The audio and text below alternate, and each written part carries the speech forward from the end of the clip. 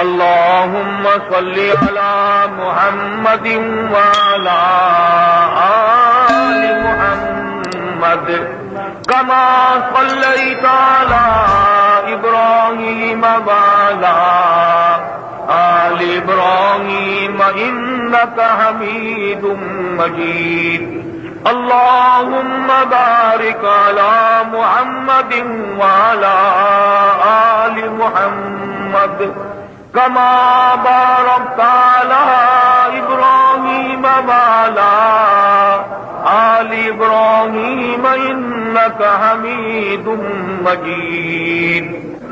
قرآن کریم کی یہ آیات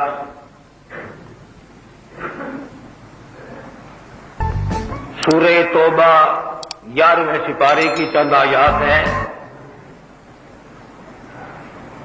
پروردگار عالم نے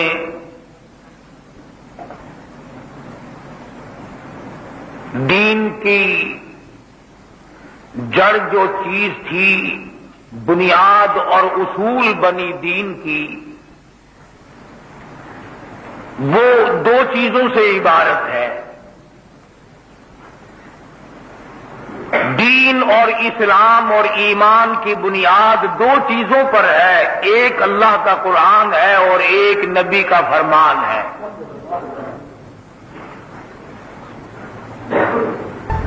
دین کی بنیاد، دین کی جڑ، دین کی اساس، ایمان کی اصول کی تمام چیزوں کی بنیاد اور بیخ اور جڑ جو ہے وہ دو چیزیں ہیں، ایک اللہ کا قرآن کریم ہے اور ایک محمد عربی صلی اللہ علیہ وسلم کا فرمان ہے۔ اتنی بات تو بڑی آسان ہے، سمجھ میں آ گئی۔ خدا کا قرآن سمجھ میں آ گیا، نبی کا فرمان سمجھ میں آ گیا، دین کی جڑ اور بنیاد یہ چیزیں ہیں۔ ان سے ہٹ کر جو کچھ بھی ہے وہ دین نہیں۔ اور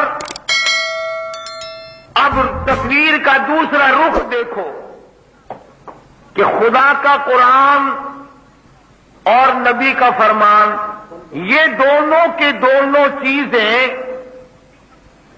ہمیں کیسے معلوم ہوئی کہ یہ اللہ کا قرآن ہے؟ ہمیں کیسے پتا چلا کہ نبی نے یوں فرمایا تھا؟ نہ جبریل کو تم نے دیکھا، نہ ہم نے دیکھا، نہ حضور اکرم صلی اللہ علیہ وسلم کا تم نے دیدار کیا، نہ ہم نے زیارت کی۔ ہمارے سامنے قرآن نہیں اترا، ہمارے سامنے نبی نے حکم کوئی نہیں فرمایا، اس لیے کہ نہ ہم تھے، نہ ہمارے باپ دادا تھے، ہم میں سے کوئی تھا ہی نہیں۔ اب ایک سوال پیدا ہوتا ہے کہ یہ اللہ کا قرآن اور یہ نبی کا فرمان جو اسلام کی بنیاد ہے، یہ دونوں چیزیں ہمیں پہنچائی کس نے؟ بادشاہوں نے؟ نہیں۔ وزیروں نے؟ نہیں۔ سفیروں نے؟ نہیں۔ امیروں نے؟ نہیں۔ دولت مندوں نے؟ نہیں۔ قانون دانوں نے؟ نہیں۔ ججوں نے؟ نہیں، بلکہ مدنی کریم صلی اللہ علیہ وسلم کے یاروں نے پہنچائی۔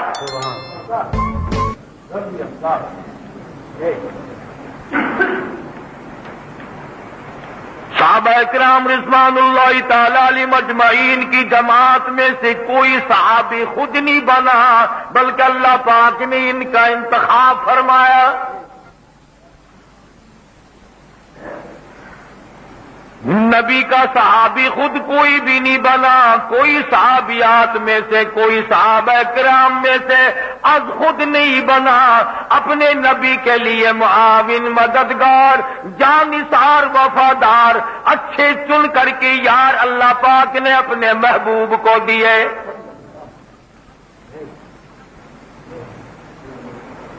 گویا صحابہ کرام اسلام کی بنیاد ٹھہرے، صحابہ کرام قرآن کی بنیاد ٹھہرے، انہوں نے مدنی کریم صلی اللہ تعالی علیہ وسلم سے قرآن سیکھا، انہوں نے نبی کریم صلی اللہ علیہ وسلم سے حدیث پاک سیکھی، حضور کے اقوال دیکھے، اعمال دیکھے، افعال دیکھے، ان کو نقل کر دیا۔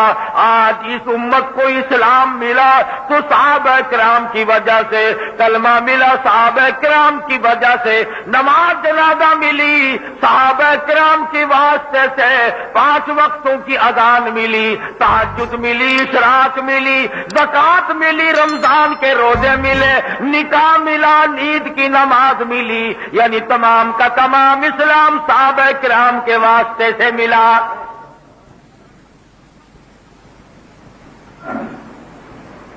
اب اگر ہم میں سے کوئی صحابہ کرام کا اعتبار نہیں کرتا، مدنی کریم صلی اللہ علیہ وسلم کے یاروں کا اعتبار نہیں کرتا، اس کا کلمہ صحیح نہیں، اس کا قرآن صحیح نہیں، اس کا رمضان صحیح نہیں، اس کا نکاح صحیح نہیں، اس کی شادی صحیح نہیں، اس کی نماز جنازہ صحیح نہیں، اس لیے صحابہ کرام پہ لازمی یقین کرنا پڑے گا۔ پھر صحابہ کرام میں سے عجب انداز کے لوگ اللہ پاک نے بنائے، وہ جانثار بھی تھے، وہ وفادار بھی تھے، وہ سچے عاشق بھی تھے۔ ایک صحابی مدنی کریم صلی اللہ علیہ وسلم کی خدمت میں دیہات کے رہنے والا جٹ آدمی ہے، دیہات کا باشندہ عربی ہے، حضور کی خدمت میں سونے کی انگوٹھی پہن کر آ گیا، سونے کی مندری پہن کر آ گیا۔ آپ نے یوں سمجھ کر دیہات کا باشندہ ہے، غریب کو مسئلے کا پتہ نہیں، غریب کو میرے حکموں کا پتہ نہیں چلا، ہاتھ پکڑا اور سونے کی انگوٹھی نکال کر پھینک دی اور فرمایا تجھے علم ہونا چاہیے، سونا مردوں کے لیے پہننا حرام ہے۔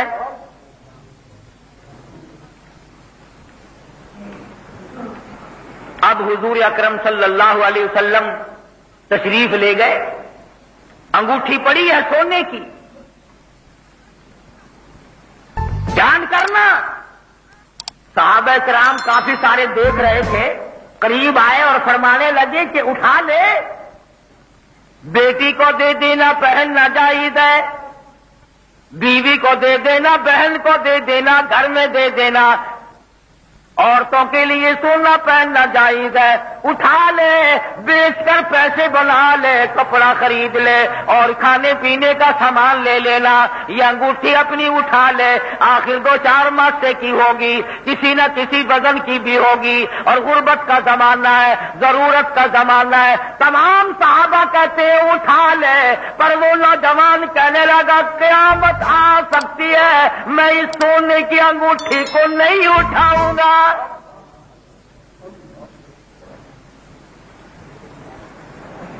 کیوں؟ کہتا ہے جس سونے کو میرے آقا نے پھینک دیا میں اٹھا لوں، میری غلامی کس کام کی؟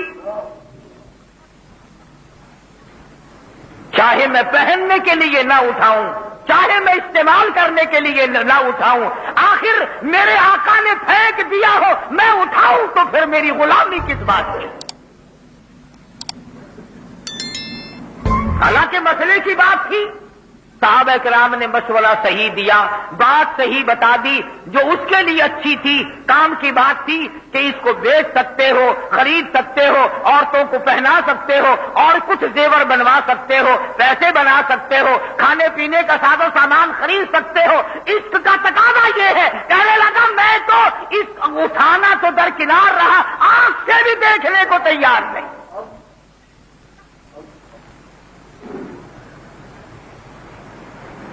یہی وجہ جو لوگ عاشق ہوا کرتے ہیں وہ عمل کرتے ہیں سیدھا سیدھا، انہی کو کہتا جنہوں کا عشق صادق ہے وہ کب فریاد کرتے ہیں، جنہوں کا عشق صادق ہے وہ کب فریاد کرتے ہیں، لبوں پہ مہر خاموشی دلوں میں یاد کرتے ہیں، لبوں پہ نعرے نہیں لگاتے پھرتے، شور نہیں مچاتے پھرتے، ہنگامہ نہیں کرتے پھرتے، لیکن دل جلے ہوئے رہتے ہیں، محبت کی آگ میں جل جل کر کے دل ختم ہو جاتے ہیں، انہیں اندازہ ہی نہیں ہوتا اس بات کا نبی کا عشق ہے، اگر ایک آدمی کے ساتھ عشق ہو جائے تو وہ بھی مولا ہو جاتا ہے۔ واقعات میں لکھا ہے کہ ایک آدمی نماز پڑھ رہا تھا، مجنو آگے سے نکل گیا۔ کوئی صوفی آدمی تھا، نیت توڑ کے پکڑ لیا کہ میرے آگے سے کیوں نکلا، میرے آگے سے کیوں گزرا؟ مجنو کہنے لگا تیری نماز ہی نہیں ہوئی، دوبارہ جا کے پڑھ۔ وہ کہنے لگا نکلا تو، نماز میری نہیں ہوئی، کیوں نہیں میری نماز ہوئی؟ آگے سے تو گزرا میرے سے، میری نماز کے آگے سے گزرا تو ہے، نماز میری نہیں ہوئی۔ کہنے لگا ہاں، ایک بندے کے عشق میں مجھے تو نظر نہیں آیا اور تو خدا کی نماز پڑھ رہا تھا، مجھے دیکھ لیا۔ تیری کیسی نماز ہے، کیسی بندگی کر رہا تھا کہ تجھے میں نظر آ گیا؟ دوبارہ پڑھ جا کے۔ اس کو کہتا ہے کہ سرب سجود ہوں مگر عزم میں پختگی نہیں، سرب سجود ہوں مگر عزم میں پختگی نہیں، قائل بندگی تو ہوں قابل بندگی نہیں۔ سجدے کا مزہ، سجدے کا لطف، سجدے کا کیف، سجدے کی لذت ان سے جا کے پوچھو، نہ مسجد میں نہ بیت اللہ کی دیواروں کے سائے میں نماز عشق ادا ہوتی ہے تلواروں کے سائے میں۔ ان سے جا کے پوچھو جنہوں نے سجدے میں سر کٹا دیے، کتنی لذت آئی، کتنی حلاوت ملی، کتنا مزہ آیا، کس قدر لطف اندوز ہوئے۔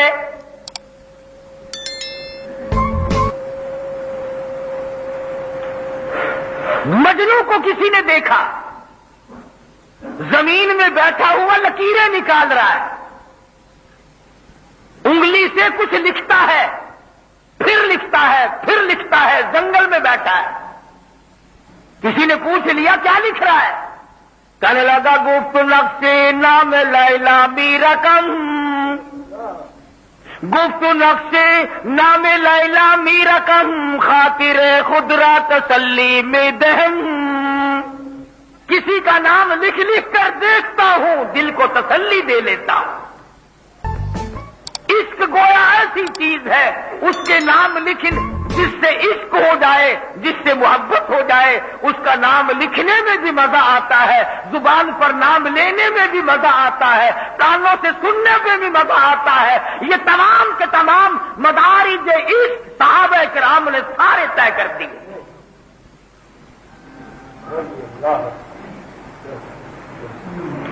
ایک اور صحابی حضور کے سامنے آتا ہے، سرخ رنگ کے کپڑے پہنے ہوئے، اور آ کر کے سلام کیا ہے۔ آپ نے یہ بھی نہیں فرمایا کہ جائز نہیں، حرام ہے، ناجائز ہے تیرے لیے، آپ نے اس کے سلام کا جواب نہ دیا۔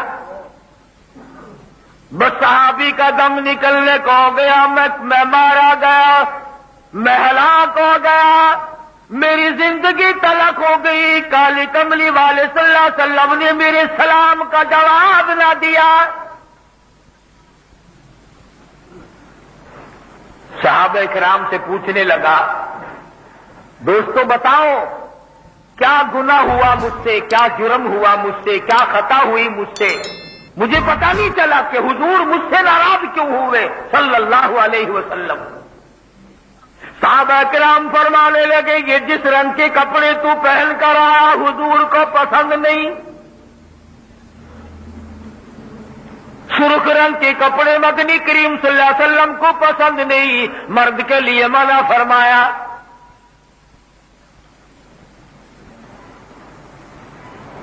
گھر گیا، کپڑے اتارے۔ آج کل کا زمانہ نہیں تھا کہ 20 سوٹ گھر میں رکھے ہوئے ہیں، غربت کا زمانہ ہے، افلاس کا زمانہ ہے، تنگ دستی کا زمانہ ہے، مصیبت کا زمانہ ہے۔ اسلام غریب لوگوں میں ہے، غربت اسلام میں موجود ہے۔ صحابہ کرام ایک ایک کپڑے میں، اور تو اور کیا عرض کروں، نبی کی بیٹی کو کفن کی جگہ صرف ایک چادر ملی۔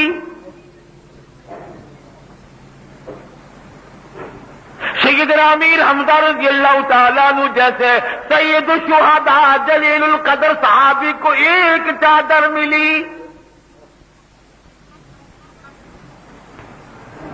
کپڑے کی فراوانی کا حال یہ ہے، سیدہ عائشہ صدیقہ رضی اللہ تعالیٰ عنہ فرماتی ہے، شہنشاہ کائنات کے جن کپڑوں میں وفات ہوئی، دو جہان کے سردار کی جن کپڑوں میں وفات ہوئی، 11 پیول تھے۔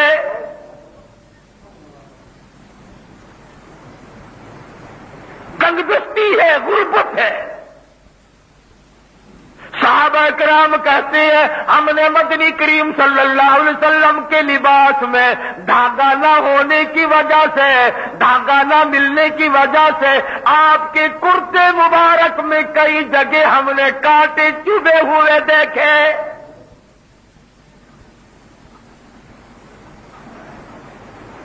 عائشہ صدیقہ رضی اللہ تعالیٰ عنہ فرماتی ہے، سیدہ ام سلمہ اور سیدہ ام حبیبہ رضی اللہ تعالیٰ عنہ اجمعین یہ شہزادیاں ہیں، نبی کی گھر والی ہیں، بادشاہوں کی بیٹیاں ہیں۔ حضرت عائشہ صدیقہ فرماتی ہیں ایک ایک سال میں موٹے کپڑے کا پورے سال میں ایک جوڑا رہتا تھا۔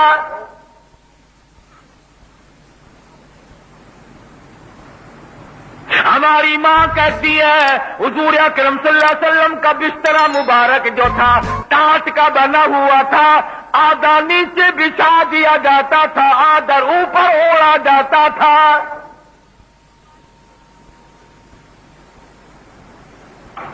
کپڑے کی تنگی تھی، پریشانی تھی، مگر عشق کا معاملہ یہ ہے، صحابی گھر گیا کپڑے اتارے، بیٹی کو نہ دیے، بہن کو نہ دیے، گھر والی کو کپڑے نہ دیے، یہ تم کپڑے پہن لو تمہارے کام کے ہیں، بلکہ کپڑے اتار کر تندور میں آگ جل رہی تھی جلا کر خاک کر دیے، اور دوسرے کپڑے پہن کر آیا، حضور صلی اللہ علیہ وسلم کی خدمت میں حاضر ہوا۔ اس صحابی نے سلام کیا، حضور نے جواب دیا، حضور مسکرانے لگے۔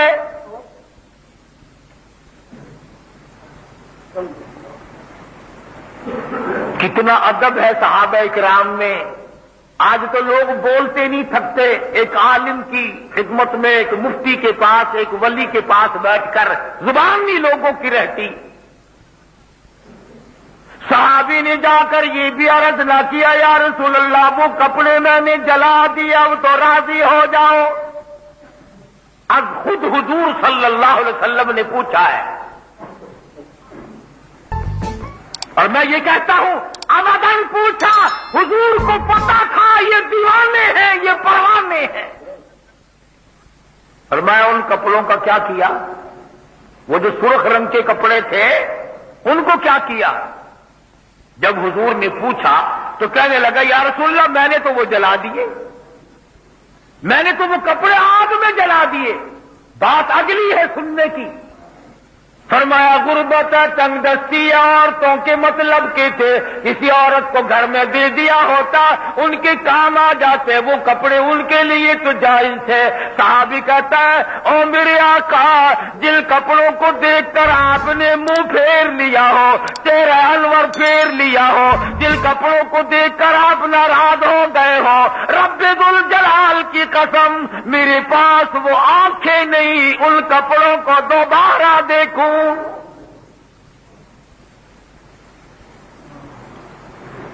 میں ان کپڑوں کو دوبارہ کیسے دیکھ لیتا؟ میرے عشق کے خلاف ہے، میرے سوز و گداز کے خلاف ہے، میرے کیف و سرور کے خلاف ہے، میری غلامی کے خلاف ہے۔ میں نے غلامی اختیار کر رکھی ہے، جو آقا چاہے گا وہی ہوگا۔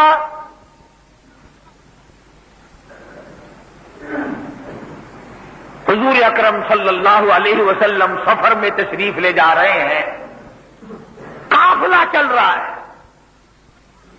راستے میں شام ہوئی، نماز کا وقت قریب آیا، بستی کے بچے بھی قافلے کو دیکھ کر آ گئے۔ بستی کافروں کی ہے، گاؤں کافروں کا ہے۔ حضور صلی اللہ علیہ وسلم نے صحابی کو حکم دیا اذان پر، نماز پڑھیں گے اذان دے۔ صحابی اذان دینے لگا۔ بچوں کی عادت ہوتی ہے نقل کرنے کی، بچوں کی عادت ہوتی ہے نقل کرنے کی۔ ابو محذورہ ایک لڑکا ہے، کئی لڑکے اور بھی ہیں، یہ تھوڑا سا بڑا ہے ان میں۔ ادھر صحابی کہنے لگا اللہ اکبر اللہ اکبر۔ اس لڑکے نے بھی یوں ہی کانوں میں انگلی دے کر قبلے کی طرف منہ کر کے، اور اس نے بھی یوں ہی کہا اللہ اکبر اللہ اکبر۔ حالانکہ اس کا عقیدہ نہیں، ابھی کافر ہے، کافر کا بیٹا ہے، مگر یوں ہی شرارتن کھیل کود کے بیچ میں یہ بات بھی چلو آ گئی۔ عموماً بچوں کی عادت نقل کرنے کی ہوتی ہے۔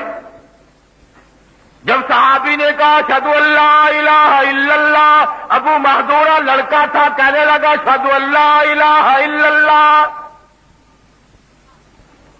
ادھر صحابی نے کہا اشہدو ان محمد رسول اللہ، ادھر اس لڑکے نے بھی نقل پوری کی۔ نہ تو اس کا ارادہ ایمان لانے کا ہے، نہ اس کی نیت میں اسلام ہے، نہ ایمان ہے۔ وہ اس نے تو ایک تماشا بنایا ہوا، کھیل بنایا ہوا ہے، کبھی اذان سنی نہیں، دیکھی نہیں۔ وہ حیران ہے کہ یہ کیا کر رہا ہے، چنانچہ بچہ بھی کانوں میں انگلی دے کر شروع ہو گیا۔ جب اذان ختم ہوئی تو حضور صلی اللہ علیہ وسلم نے فرمایا اس لڑکے کو پکڑ کے یہاں لاؤ۔ صحابہ کرام نے اسے جا پکڑا۔ اب وہ دوڑتا تو دوڑ سکتا تھا، مگر جانتا تھا یہ بڑے بڑے آدمی ہیں، مجھے بھاگے ہوئے کو یہ جانے تو دیں گے نہیں، مسافر ہیں، کوئی قافلہ ہے، چلو مجھے کون سے یہ ماریں گے۔ صحابہ کرام پکڑ کر ابو محذورہ بچے کو، لڑکے کو حضور اکرم صلی اللہ علیہ وسلم کی خدمت میں لے آئے صحابی، اور آپ نے فرمایا کیا کہہ رہا تھا تو، کیا نقل کر رہا تھا؟ اگر آج ہم اپنے بچوں کو اذان نماز کی تعلیم دیں، تربیت کریں، کوشش کریں تو کچھ تو دل پہ بات اثر کرے گی۔ اور جب تم اپنے بچوں کو اور بچیوں کو کنجریوں کے بدماش عورتوں کے گانے سناؤ گے تو ان کے دلوں پہ بدماشی پڑے گی، نیکی نہیں پڑے گی۔ قصور ہمارا ہے، نسل کا نہیں۔ اگر ہم سیدھے ہو جائیں تو نسل بھی سیدھی ہو سکتی ہے۔ ہم بڑے سیدھے ہونے کو تیار نہیں۔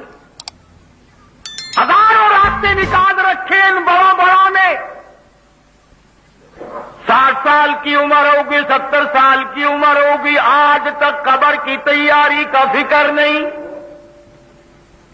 کبھی دماغ میں یہ بات بھول سے بھی نہیں ٹکرائی، تیری تیاری ہے، تو قبر کے کنارے پہنچا ہوا ہے۔ سوچ تک نہیں یہ بات۔ اسی کو مجذوب کہتا ہے چند روزہ ہے یہ دنیا کی بہار، چند روزہ ہے یہ دنیا کی بہار، دل لگا غافل اس سے زینہار۔ ہوشیار اے محو غفلت ہوشیار، کیا یہی ہے زندگانی کا شعار؟ یوں ہی کیا کرتے ہیں آدمی۔ تو ابو محذورہ جو بعد میں صحابی بنا، حضور اکرم صلی اللہ علیہ وسلم کے پاس بیٹھا ہے اور آپ صلی اللہ علیہ وسلم نے فرمایا کیا کہہ رہا تھا ذرا مجھے بھی سنا.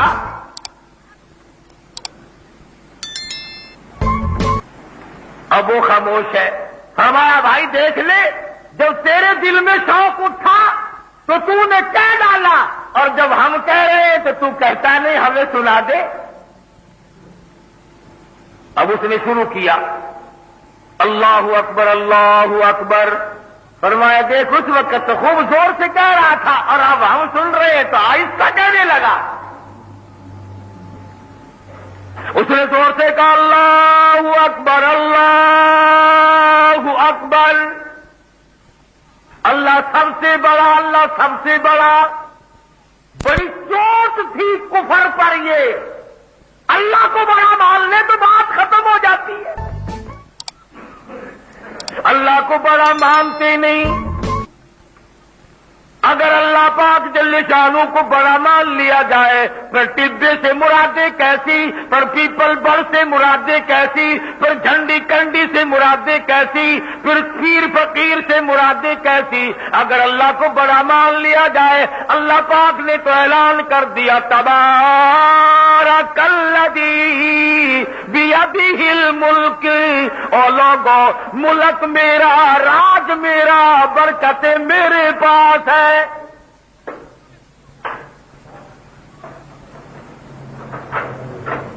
ابو محذورہ کہنے لگا اللہ اکبر. اور ایک اور بات عرض کر دوں, صحابی نے اس دن جو اذان شروع کی تھی جو ابو محذورہ نے سنی, گواہی دیتا ہوں عرب کا بچہ تھا, عربی کا بچہ تھا, جانتا تھا اشہدو کے معنی کیا ہے, لا الہ الا اللہ کا معنی کیا ہے. آہستہ آہستہ کہنے لگا. حضور نے فرمایا نہیں بھائی مزہ نہیں آ رہا, اسی طرح سے کہہ جیسے اس وقت کہہ رہا تھا. اور اگلی بات تو اور زیادہ خطرناک تھی. جھگڑا ہی یہ تھا اشہدو ان محمد رسول اللہ جب کہنے لگا تو اس نے اور زبان نیچے کو دبائی. حضور صلی اللہ علیہ وسلم نے فرمایا نہیں بھائی ذرا اونچی جس طرح سے اس وقت تم نے کہا تھا یوں ہی کہہ کے سناؤ. اور یوں لکھا علماء کرام نے وہ اذان کے کلمے دوہرا رہا تھا اور رحمت والا ہاتھ کالی کملی والے کا سر پہ رکھا ہوا تھا.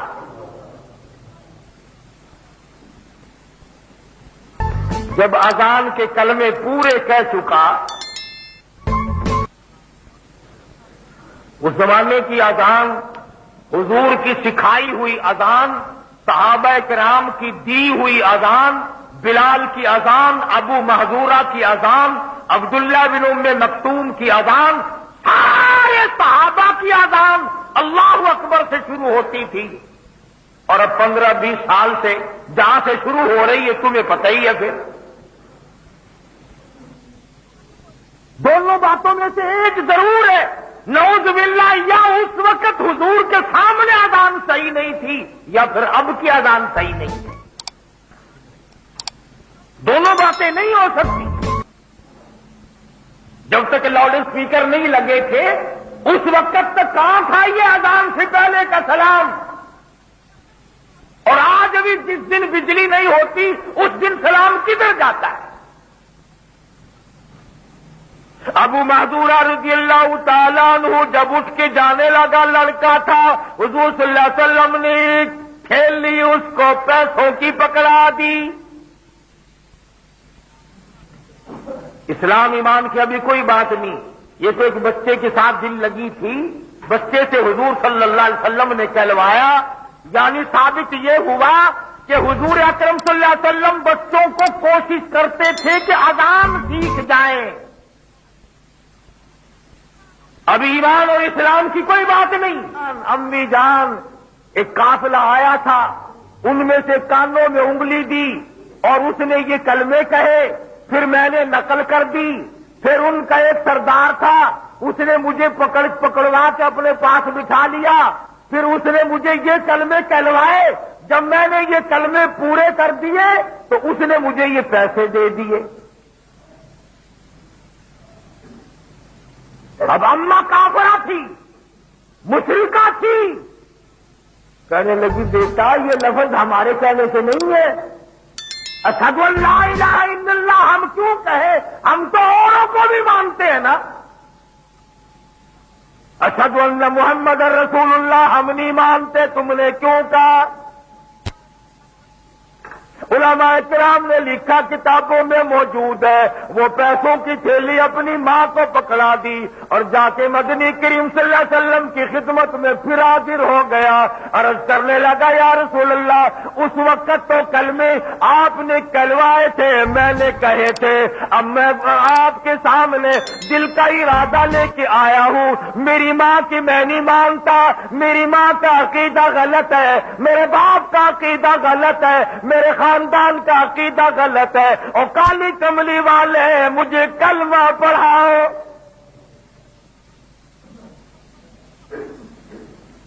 بچہ تھا حالانکہ حضور اکرم صلی اللہ علیہ وسلم نے اسے کلمہ پڑھایا، اور فتح مکہ کے بعد اس کو مکے کا بیت اللہ کا مؤذن بنا دیا، اس نے اذانیں دی ہیں۔ یہ سارا واقعہ میں نے آپ کو اس لیے نہیں سنایا کہ ابو محذورہ کی اذان تمہیں سنانی تھی، بلکہ اصل بات اب آنے لگی ہے جس کی بنا پر یہ ساری حدیث پاک میں نے آپ کے سامنے نقل کی ہے۔ ابو محذورہ نے ساری زندگی یہ بیچ کے سر کے بال، اتنے بال کبھی کٹوائے ہی نہیں، اور جو بال ٹوٹ جاتا نکل جاتا کنگھی وغیرہ میں اس کی بڑی حفاظت کرتا، اس کو سنبھال کے رکھتا۔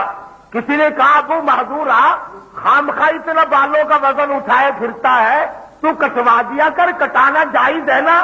کہنے لگا مجھے بھی پتا ہے کٹانا جائز ہے، حضور نے کٹوائے ہیں، صحابہ کرام نے کٹائے ہیں، ٹھیک ہے میں جانتا ہوں، لیکن تمہیں کیا معلوم ہے میں ان بالوں کو کٹوا کر زمین پہ نہیں پھینکوں گا جن بالوں کے اوپر شہنشاہ کائنات کا رحمت والا ہاتھ پھر چکا ہے۔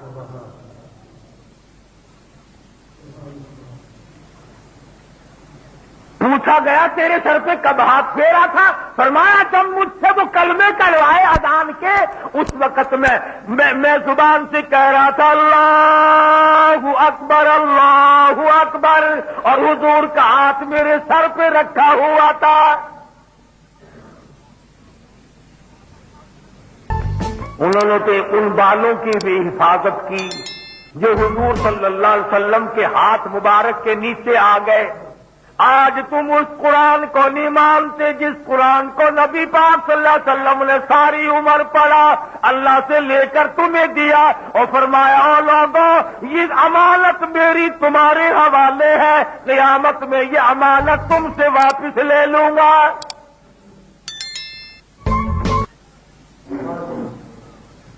یہ لوگ تمام چیزوں کی چھان بین کیا کرتے تھے، تحقیق کیا کرتے تھے، تفتیش کیا کرتے تھے، معلومات کرتے تھے کہ آیا ایسا نہ ہو کہ ہم خامخواہ گناہ میں پھنس جائیں۔ عبداللہ ابن عباس رضی اللہ تعالی عنہما بڑے جلیل القدر صحابی ہیں، بہت اونچے درجے کے عالموں میں، صحابہ کرام میں جو بڑے بڑے عالم اور مفتی شمار ہوتے تھے، عبداللہ ابن عباس کا شمار ان لوگوں میں ہوتا ہے، اور حضور کے رشتہ دار بھی ہیں، چچا زاد بھائی ہیں۔ حضرت عباس حضور اکرم صلی اللہ علیہ وسلم کے سگے چچا ہیں، اور حضرت عبداللہ حضرت عباس کے بیٹے ہیں، گویا چچا زاد بھائی ہوئے حضور کے، رشتہ بھی ہے، صحابی بھی ہے، عالم فاضل ہیں۔ کچھ آدمی آئے حضرت عبداللہ بن عباس رضی اللہ تعالی عنہ کی خدمت میں اور کہنے لگے کہ ہم فلاں علاقے کے باشندے ہیں، توجہ کرنا بڑی کام کی بات یاد آئی ہے، بڑی قیمتی بات ہے، خدا کی قسم منبر رسول پہ بیٹھ کے تم سے وعدہ کرتا ہوں، اللہ اور اس کے رسول کے اوپر یقین کرتے ہوئے میری کوئی ہستی نہیں کہ اگر ان باتوں باتوں پر ہمیں یقین آ جائے اور ہم عمل کر لیں، جنت میں جانا نہیں، جنت تمہیں تلاش کرتی پھرے گی۔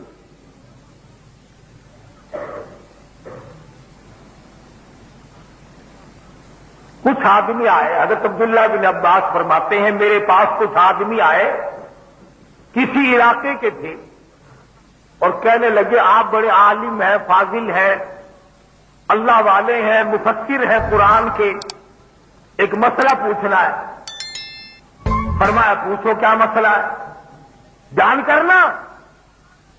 کہنے لگے ہم اتنے آدمی حج کے ارادے سے جا رہے ہیں۔ اس زمانے میں ریل، موٹر، ہوائی جہاز، گاڑیاں، مشینری، پٹرول، ڈیزل کہاں تھے؟ یا پیدل تھا یا اونٹ گھوڑا تھا بس۔ کہتے ہیں کہ ایک قافلہ چلتے چلتے ہم میں سے ایک آدمی مر گیا، قافلے میں سے ایک آدمی فوت ہو گیا، انتقال کر گیا۔ اب دنیا کا قاعدہ یہ ہے کہ قافلے والے اٹھائے اٹھائے تھوڑے ہی پھرتے ہیں، ملک بھی دوسرا تھا، علاقہ بھی دوسرا تھا، پھر اٹھا کر لے کہاں جائے، مرے ہوئے کو کون اٹھائے پھرے؟ مسئلہ پوچھنے والے کہتے ہیں کہ ہم نے اس کو دفن کرنے کے لیے قبر کھودی، ہم نے اس آدمی کے لیے قبر کھودنی شروع کی، قبر کھودی جو قافلے میں سے مر گیا تھا، اور قافلہ بھی حاجیوں کا حج کو جا رہے تھے۔ مسئلہ پوچھنے والے کہتے ہیں کہ ہم نے جب قبر کھودی اور لحد ہم اکھاڑنے لگے تو اتنا بڑا کالا سانپ نکلا کہ پوری قبر اس نے گھیر رکھی، بہت بڑا سانپ۔ ہم نے اس قبر کو وہیں بند کر دیا اور دوسری جگہ کافی فاصلہ دے کر ہم نے پھر اور قبر کھودی۔ پھر کہتا جب کافی گہری قبر کھد چکی، جب لحد ہم نکالنے لگے وہاں پھر کالا سانپ ہے اتنا بڑے، پوری قبر جتنی لمبائی کا سانپ ہے۔ کہتے ہم خدا کی پناہ کر کے وہاں سے بھی بھاگ گئے۔ پھر ہم بہت دور جا کر تیسری جگہ ہم نے قبر کھودی، اور جب لحد اکھاڑنے لگے تو تیسری جگہ بھی ایسا ہی شکل کا کالے رنگ کا بہت بڑی اژدہا ہمیں وہاں بھی ملی۔ اب ہم اس میت کا کیا کریں؟ ایک جگہ قبر نکالی وہاں سانپ، دوسری جگہ قبر نکالی وہاں سانپ، تیسری جگہ قبر نکالی وہاں سانپ۔ اب ہم اس میت کو کہاں اٹھا کر لے جائیں، کیا کریں؟ ہے مسلمان، ہے ہمارا ساتھی، آپ عالم ہیں، نبی کے چچا کے بیٹے ہیں، مفسر ہیں، عبداللہ بن عباس ہے، جلیل القدر صحابی ہے، آپ مسئلہ بتائیں۔ اب ہم کیا کریں؟ دریا میں پھینکیں، درخت پہ لٹکا دیں، سر پہ اٹھائے پھرے، اب ہم اس کو لے کہاں جائیں؟ حضرت عبداللہ بن عباس رضی اللہ تعالیٰ عنہما فرمانے لگے اس سانپ سے تم اس کو بچا نہیں سکتے، یہ دنیا کا سانپ نہیں، یہ آخرت کا سانپ ہے۔ اس اژدہا سے تم اس کو ہرگز نہیں بچا سکتے، اس کالے سانپ سے تم اس کو نہیں بچا سکتے، اگر 100 جگہ قبر نکالو گے یہ وہی ملے گا، نہیں بچا سکتے، تم وہی دفن کرو جہاں تم نے قبر نکالی ہے۔ چنانچہ انہوں نے ویسے بھی گھبرائے ہوئے کہ بھئی جب تک سانس آ رہے ہیں، کسی کا ابا، کسی کی اماں، کسی کی بیگم، کسی کا بیٹا، کسی کا لخت جگر، کسی کا نور نظر، کسی کی بہن، کسی کا بھائی، اور جب دم نکل جائے تو کسی کا کچھ بھی نہیں، پھر تو آخر قبر ہی کی جلدی، اس میں جلدی کروائی۔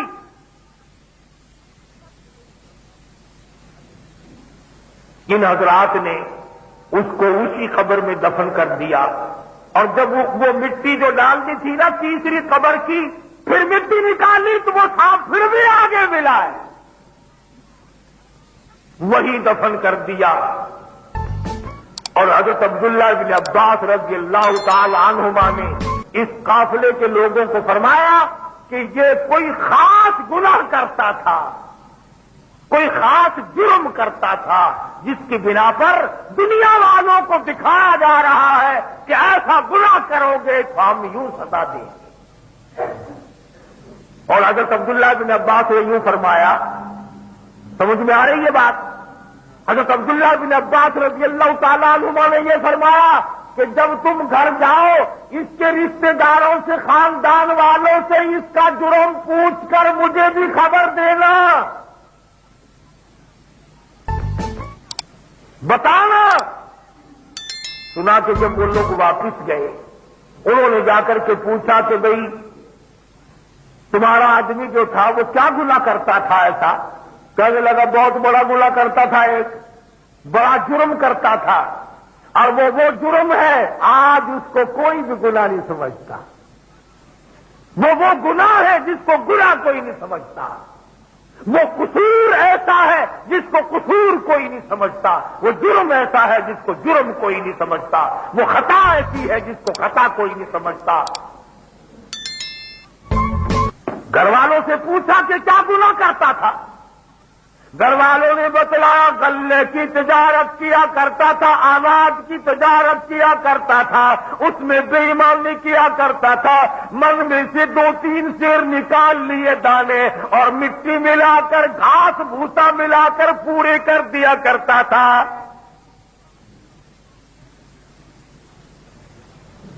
ہم میں سے نہیں کرتے، یہ چھچے حج کر رکھے آڑتیوں نے مزدوروں کو نہیں کہتے کہ دڑا مارو، دڑا کرو، اچھے ماڑے چاول ملا کر دڑا کرو، اچھی ماڑی کڑک ملا کر کے دڑا کر دو، کھانڈ ملاؤ، شکر ملاؤ، گڑ ملا کر دڑا کرے، یعنی ملاوٹ کا نام دڑا کرنا ہے۔ منڈیوں میں 6 حج کر رکھے، 7ویں کی تیاری ہے، اور حاجی صاحب سارا دن دڑا کراتے ہیں۔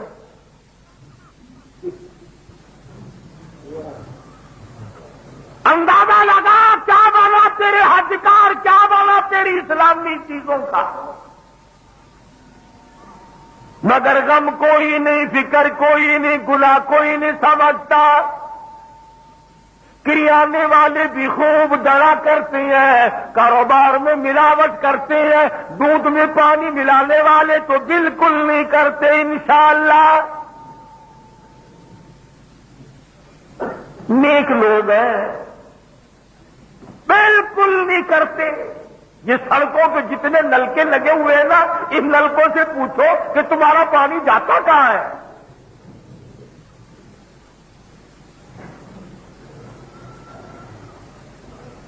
ملاوٹ کرنا، تم ڈاکٹر کو پیسے دے کر کے ملاوٹ کھلا کرتے ہو، ٹریفک والے پولیس والوں کو پیسے دے کر کھلی بے ایمانی کرتے ہو، طرح طرح کے کاروبار کرنے والے ایکسائز والوں کو، انکم ٹیکس والوں کو رشوت دے کر کھلا کرتے ہو۔ آؤ عبداللہ بن عباس سے جا کے پوچھو، یہاں تو چھوٹ گئے، تم نے جو حقوق العباد کی تباہی کی وہاں نہیں چھوٹو گے۔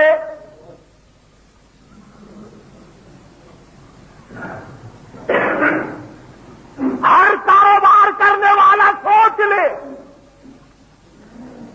حدیث میں نے نقل کی ہے، گپ نہیں ہے۔ چنانچہ گھر والوں نے بتلا دیا کہ یہ جرم کیا کرتا تھا، پھر ابن عباس کو خبر دی گئی کہ اس آدمی کا یہ گناہ تھا۔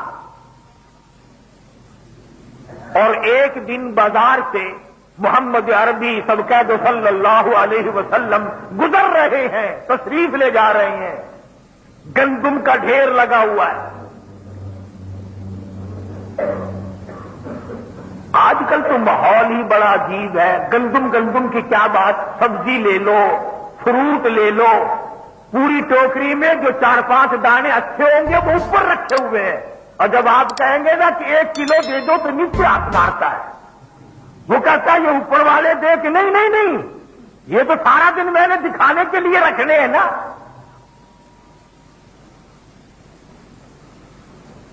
اب ایک سوال پیدا ہوتا ہے کہ جی سارے ہی کر رہے ہیں، بڑا اہم سوال ہے۔ آپ کے ذہن میں یہ بات اٹھ سکتی ہے، میرے ذہن میں بھی یہ بات اٹھ سکتی ہے کہ جی سارے ہی کر رہے ہیں۔ غلہ منڈی والے غلے میں کرتے ہیں، سبزی منڈی والے سبزی میں کرتے ہیں، دوسرے کاشتکاری والے اس میں کرتے ہیں، اور آگے چلو مولوی مسلوں میں کرتے ہیں۔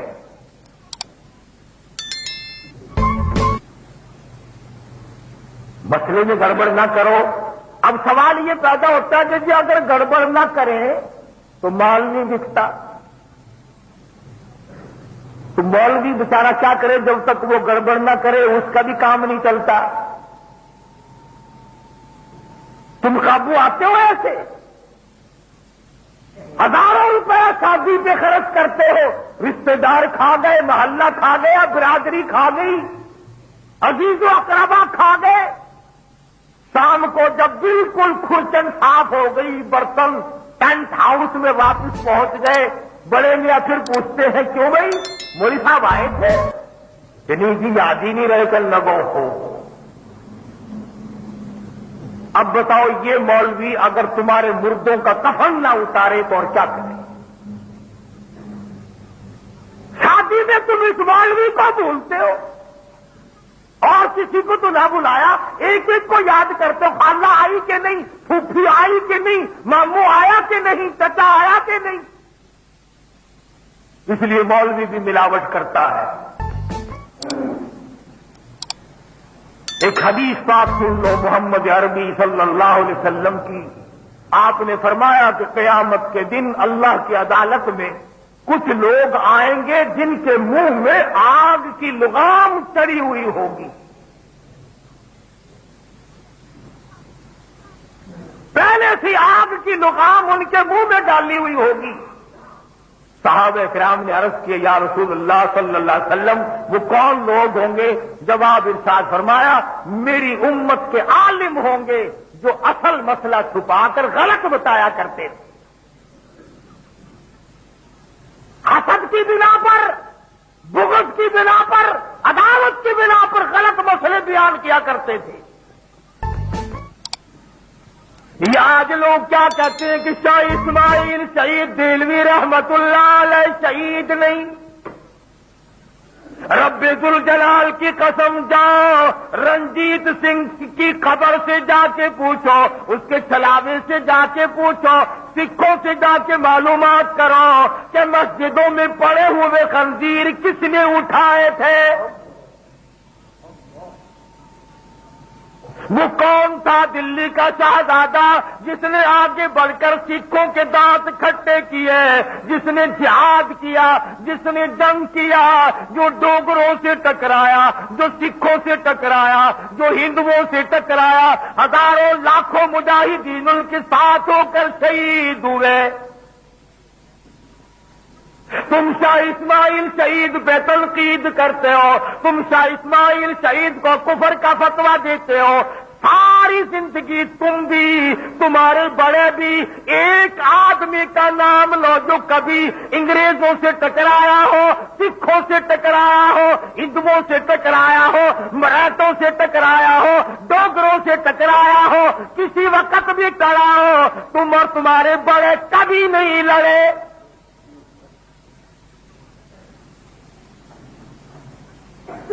یہ میرے اکابر کو اللہ پاک نے توفیق بخشی ہے۔ جاؤ ملکہ وکٹوریہ سے جا کے پوچھو، لارڈ ماؤنٹ بیٹن سے جا کر کے پوچھو، انگریزوں کی ملک میں جا کر کے فائل معلوم کرو، ان کی اکیڈمیوں میں جا کر دیکھو مولانا حسین احمد مدنی کون تھا، مولانا شیخ الہند کون تھے، مولانا ابوالکلام آزاد کون تھے، مولانا محمد علی جوہر کون تھے، مولانا شوکت علی جوہر کون تھے، وہاں جا کر معلوم کرو۔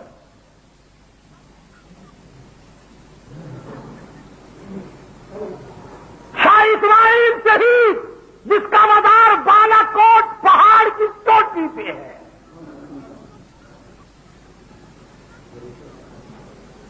چاروں طرف 4 رنگ کا پودینہ کھڑا ہوا ہے اور وہ پودینہ الگ الگ رنگ، الگ الگ خوشبو. جب ہوا ٹکراتی ہے خط عطر کی شاہ کی قبر پہ بارش ہوتی ہے. حدیث پاک میں پہچان آئی ہے شہید ہونے کی کہ اس کی قبر کے چاروں طرف پودینہ ہوتا ہے. اور جا کے پوچھ او دلی کے شہزادے تجھے کیا ہوا تھا؟ تجھے گود میں کھلانے والے بڑے بڑے شہزادے شاہ ولی اللہ کا تو پوتا، دلی کے رہنے والا، تجھے کیا پڑی تھی یہاں آ کر ٹکرایا؟ جواب ملے گا فنا فی اللہ کی تہ میں بقا کا راز مضمر ہے. فنا فی اللہ کی تہ میں بقا کا راز مضمر ہے. جنہیں مرنا نہیں آتا انہیں جینا نہیں آتا. جو مرنا نہیں جانتے وہ جینے کی کیا تمیز رکھتے؟ دلی کے بازاروں میں انگریز نے جو روڑی کوٹنے والے انجن چلائے وہ ہم تھے. شاملی کے میدان میں انگریزوں سے ٹکرانے والے ہم تھے. بالا کوٹ پہاڑ کی چوٹیوں سے لے کر دلی سے لے کر رنجیت سنگھ کی فوج سے ٹکرانے والے ہم تھے. ڈوگروں سے ہم ٹکرائے، مراٹھوں سے ہم ٹکرائے، ہندوؤں سے ہم ٹکرائے اور تم ہمیں الزام دیتے ہو. ہاں ایک چیز میں ہم تمہارا مقابلہ نہیں کر سکتے، کھیر کھانے میں، حلوہ چاٹنے میں ہم تمہارا مقابلہ نہیں کر سکتے. ہم ہار مانتے ہیں. قرآن نہ تم پڑھ سکتے ہو، نہ بیان کر سکتے ہو، نہ تمہارے مقدر میں ہے. نبی کا فرمان نہ تم پڑھ سکتے ہو، نہ بیان کر سکتے ہو، نہ عمل کر سکتے ہو ہمارے مقابلے میں. جس میدان میں ہم تمہارے مقابلے کے نہیں، ہم تسلیم کرتے ہیں. تم 50 جگہ دعوت کھا سکتے ہو، ہم ایک جگہ بھی بیٹھ کر نہیں کھا سکتے.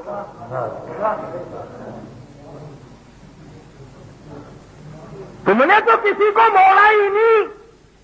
گھوڑے تو چڑھ کر ٹکلے میں جا کر نذرانے وصول کرنے والوں، کبھی سوچا بھی ہے یہ دینے والی کون ہے؟ اس لینے سے غرض ہے. جزاک اللہ جزاک اللہ سبحان اللہ. میں غرض کرتا ہوں صحابہ کرام کی واقعات سے قرآن بھرا پڑا ہے. اللہ پاک نے فرما دیا والسابقون الاولون من المہاجرین والانصار. فرمایا پہلے سبقت کرنے والے مہاجرین، انصار، صحابہ کرام. اللہ پاک فرماتے ہیں سنو ان کے بارے میں رضی اللہ عنہم ورضوا عنہ، اور میرا ان کا سودا ہو گیا. جان انہوں نے میرے حوالے کر دی، اپنی جنت اور اپنی رضا میں نے ان کے حوالے کر دی. قرآن ہے قرآن. اب ایک سوال اٹھاؤ کہ جی اللہ صحابہ کرام سے راضی ہو گیا اور صحابہ کرام اللہ سے راضی ہو گئے، ہمیں کیا ملا؟ فرمایا والذین اتبعوہم، صحابہ کرام کو ماننے والے قیامت تک کے آنے والے مسلمان. اللہ کہتا میرا سب سے وعدہ ہے وَأَعَدَّ لَهُمْ جَنَّاتٍ تَجْرِي، میں نے تم سب کے لیے جنت تیار کر رکھی ہے. خالدین فیہا ابدا، جو دے کر میں واپس ہرگز نہیں لوں گا. ذالک الفوز العظیم. تو نہ معلوم گالیاں دینے میں کیا لطف آتا ہے، کیا طبیعت صاف ہوتی ہے کسی کو برا بھلا کہنے. میں عقیدے کی تردید کروں گا، نظریے کی تردید کروں گا، مجھے کیا. ہندو ہے، سکھ ہے، عیسائی ہے، یہودی ہے، کبھی اپنے بڑوں کی برائی نہیں کرتے۔ سکھوں نے کبھی اپنے گرو کی برائی نہیں کی، ہندوؤں نے کبھی اپنے پنڈتوں کی برائی نہیں کی۔ تم صحابہ کرام کی برائی کرتے ہو، تم ان اللہ والوں کی برائی کرتے ہو جنہوں نے اسلام کے لیے جنگ کیے، جہاد کیے، ہزاروں میل کے سفر کیے۔ میں پیچھے پیچھے ہو لیا۔ حضرت شاہ صاحب نے چکلے کی طرف، برے بازار کی طرف رخ کیا۔ مولانا عبد القیوم صاحب لکھتے ہیں ارواح ثلاثہ میں کہ جب وہ بازار قریب آیا تو میں نے راستہ روکا چاندنی چوک دلی میں اور ہاتھ جوڑ دیے، خدا کے لیے شہیدوں کی عزت کو برباد نہ کرو، کہاں چلے ہو؟ مولانا عبد القیوم کا یہ خیال نہیں تھا کہ یہ برائی کے ارادے سے چلے، جانتے تو تھے کہ چلے کسی کام سے ہے۔ مولانا عبد القیوم صاحب کہتے ہیں حضرت اگر کسی نے بازار سے گزرتے بھی دیکھ لیا بنا کرے تو جائے گا، ناک کٹ جائے گی۔ خدا کی قسم اس اللہ والے نے جو اس وقت جواب دیا ہے نا، فرمایا مولانا میں نبی کی سنت کو ادا کروں گا، میں تبلیغ کروں گا، میں ان عورتوں کو برائی سے منع کروں گا۔ اگر کالی کملے والے کی سنت کو ادا کرتے ہوئے میری داڑھی پکڑ کر چاندنی چوک میں میرے سر سے جوتے مارے گا، میں جوتے کھاؤں گا۔ ان کا کئی اجلاس تھا، وقوری سینی وہادل، اللہ نے 4 قسمیں کھائی ہیں۔ او عورتوں، او خواتین، او بہنوں، لقد خلقنا الانسان فی احسن تقویم، اللہ پاک نے تمہارے یہ خوبصورت چہرے بنائے ہیں، یہ جہنم میں ڈلیں گے، تمہیں تکلیف ہوگی، ان کی حفاظت کرو، اللہ اللہ کیا کرو، گناہ سے توبہ کر لو۔ ایک تو دکھے ہوئے دل کا اثر تھا، زبان کا اثر تھا، پھر سید تھا، پھر اللہ والا تھا۔ فرماتے ہیں وہ تینی کی صورت ختم نہیں ہوئی، تمام کی تمام رونے لگی اور کہنے لگی سید صاحب کیا کہتے ہو؟ فرمایا وضو کرو سارے۔ سب کو وضو کرایا، نماز کی نیت کرائی۔ جب وہ سجدے میں گئی، جب سجدے میں گر گیا، الہی سجدے میں لا کر میں نے ڈال دیا ہے، قبول کرنا تیرا کام۔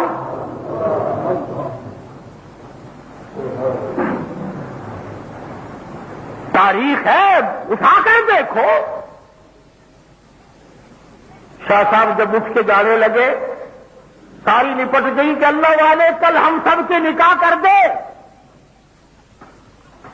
نکاح کیے، جو دلی کے بازار میں گناہ کی روٹی کھایا کرتی تھی، تا اسماعیل شہید کے ساتھ قافلے میں چلی، جنگ میں چلی، گھوڑوں کا اور آدمیوں کا دانا دل سے آٹا پیستے ان عورتوں کی ہتھیلیوں کے چمڑے اجڑ گئے۔